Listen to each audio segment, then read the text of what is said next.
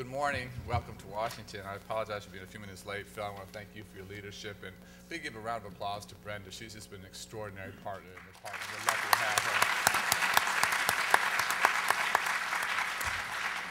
We've tried to build a team from around the country of folks who are just passionate about this work, who want to make a huge difference in the lives of students. I think no one exemplifies those values better than Brenda, and we're lucky to have her as a member of the team.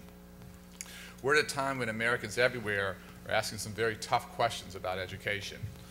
But it all comes down to one. What will it take to dramatically, not incrementally, but to dramatically improve the quality of education in our country? To this end, there's an urgent need to reimagine and remake career technical education. CTE has an enormous, if sometimes overlooked, impact on students, school systems, and our ability to prosper as a country. At the same time, we need a frank conversation about the challenges in the current system. At the heart of the matter is that CTE programs need to strengthen their rigor and their relevance and deliver better outcomes for our nation's young people. And today I want to help define the conversation about the future of CTE. For far too long, I think CTE has been a neglected part of the reform movement, and that neglect must stop. But focusing more attention on CTE also means committing to increased innovation, rigor, and results. At a time when everybody, state, local, and federal governments are all struggling financially, CTE advocates must make a compelling case for continued and increased funding going forward. To accomplish these things, the mission of CTE will have to change. It can no longer simply be about earning a diploma and landing a job after high school. The goal of CTE 2.0 should be that students earn a post-secondary credential or an industry-recognized certification and land a job that leads to a successful career. There's a lot of talk these days about the need to boost college and career readiness. But the truth is that most people, and I include myself here, have focused primarily on college readiness. Too often, career readiness has been an afterthought. One reason for this is that it seems sometimes easier to define college readiness than career readiness, even if, as all of you know, there's a great deal of overlap there. At our department, we define a college-ready student as someone who has the knowledge and skills to succeed in credit-bearing courses from day one in higher education without remediation. We know so many of our young people, sometimes 30, 40, 50%, go to college and have to take those remedial classes first. They're actually not ready. That standard must be the new bar for success for all high schools and for all students, instead of the old goal of simply helping our students get that high school diploma. The bar for a career-ready student is just as important and just as demanding. CTE students also must have the academic schools to be able to engage in post-secondary education and training without the need for remediation. The cause for strengthening CTE programs should never be an excuse for reducing rigor and tracking students away from pursuing a college degree. Students pursuing non-degree post-secondary credentials still need college-ready academic skills. As all of you know, airplane mechanics, X-ray technicians, and many others may not need a 4-year degree, but they do need advanced math skills, including Algebra 2. Yet a career-ready student must also have the knowledge and skills that employers are going to need from day one on the job. That means having critical thinking and problem-solving skills, an ability to synthesize information, solid communication skills, and the ability to work well on a diverse team.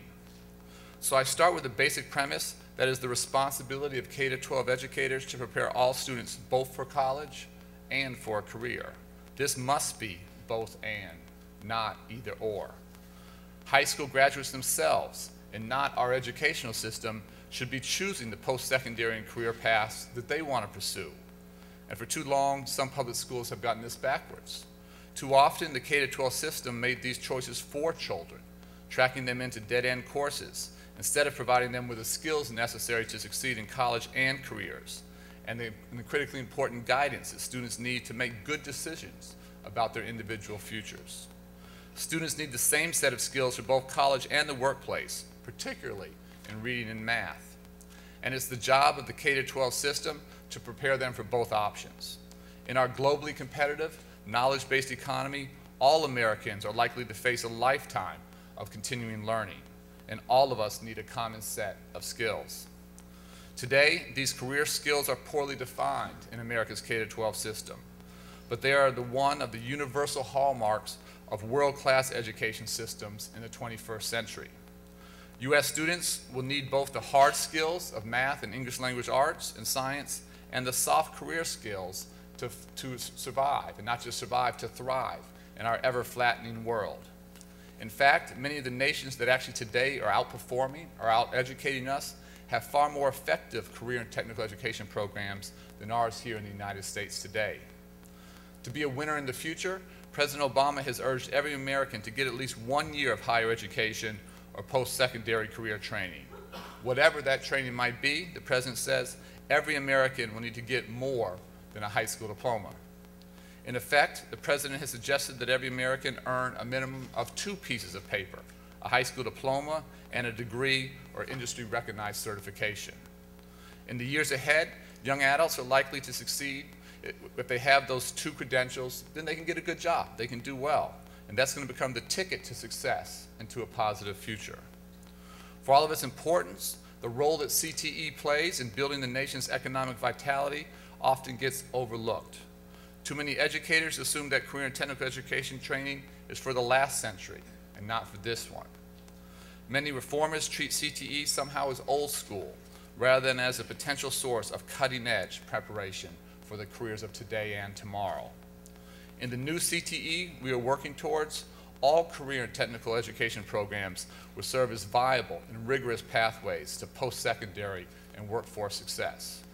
Career pathways now spelled out in the rigorous programs of study initiative would span secondary and post-secondary education by design and concentrate much more on high-demand, high-wage occupations.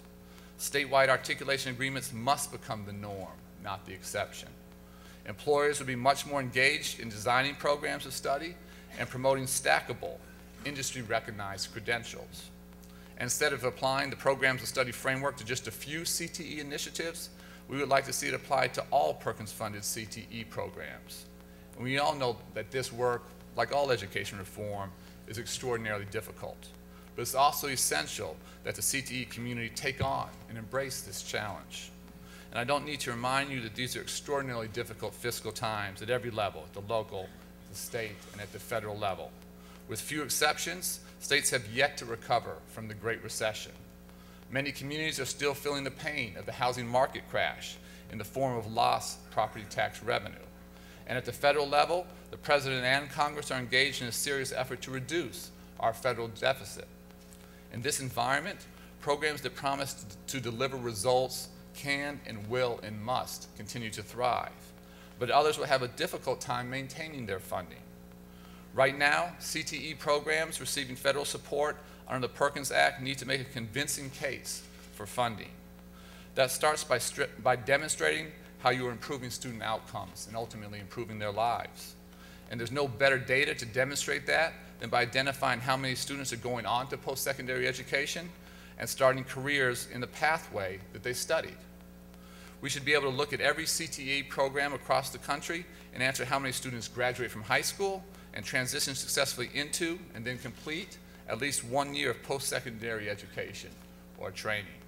And if a program cannot deliver those outcomes or provide this data, then that's something we need to look at and perhaps retool. Under the fiscal 2011 bill negotiated by the President and Congress, unfortunately the Perkins Act's programs will receive a cut of roughly $137 million. For fiscal 2012, the President has proposed additional reductions, bringing the total funding to CTE to about $1 billion. And I understand these cuts are going to be very, very difficult for your programs. And these were difficult choices for us to make. Unfortunately, this was one of many areas in our budget where the pain is real. Despite today's challenging fiscal environment, we must sustain the progress of every aspect of our cradle-to-career agenda, from high-quality early learning programs that put our babies, our youngest children, on the path to success in school and life, to programs like Race to the Top, which is driving a quiet revolution of reform across the country, to Pell Grants that are making college affordable for millions of students in these very tough economic times. And we are committed to building CTE programs worthy of the next generation of investments. As the reauthorization of the Perkins Act approaches, we'll be working with Congress to ensure CTE programs are preparing college and career-ready students. We will strengthen and align them with K-12 programs under the Elementary and Secondary Education Act. Once CTE programs deliver on the promise of truly preparing students for success in college and careers, their successes will make a compelling case for further and greater investment. And I'll be the strongest advocate for ensuring that these programs receive the funding they need to help our students succeed in life. And I'm confident that the CTE community can make this happen together. I believe that we can take CTE reforms to scale because we're seeing how these programs are transforming the lives of teenagers and adults across the country as I travel. Not far from here, Northern Virginia Community College has started an early college CTE academy that allows students to graduate with an associate's degree 1 year after high school, and also in working in high-demand fields like science, technology, engineering, and math. And they're working with schools to help students explore STEM careers beginning as early as 7th and 8th grade. New York's Aviation High School has an 83% graduation rate and offers clear connections to post-secondary education as well as meaningful industry partnerships. In Washington State, the Granite Falls High School shop girls built homemade cars focused on fuel-efficient designs. They designed a diesel-powered vehicle, and I make sure we check these facts, I think they're true, that got a staggering 470 miles to the gallon. They called their car the Iron Maiden. And you won't be surprised to hear that the Iron Maiden won the diesel fuel design competition and the cash award that went with it. And last month, President Obama and I visited Tech Boston Academy, a school where students are studying a rigorous curriculum that includes 4 years each of math and science and technology. These courses combine the academic rigor of a college prep curriculum with real-life experiences in web development, entrepreneurship, and criminal forensics. Students can take advanced placement classes, as well as classes that prepare them to complete professional certificates recognized by industry leaders such as Microsoft and Cisco networking. These examples, Northern Virginia Community College, Aviation High School, Granite Falls High School, and Tech Boston, these are examples of excellence that I think can and should and will become the norm. They provide extraordinary rigor and relevance. They engage students in creative ways, and they offer a springboard to higher education and post-secondary training, a lifetime of potential opportunity for students often in very disadvantaged communities looking to better their lives. These examples and so many others I've seen in school districts across the nation give me great hope for the future of CTE, not just to strengthen the individual lives of students, but ultimately to strengthen our country. I look forward to our work together to make these life-transforming opportunities the norm across the country for the students we serve. Thank you so much, and I'll take any questions you might have. Thank you.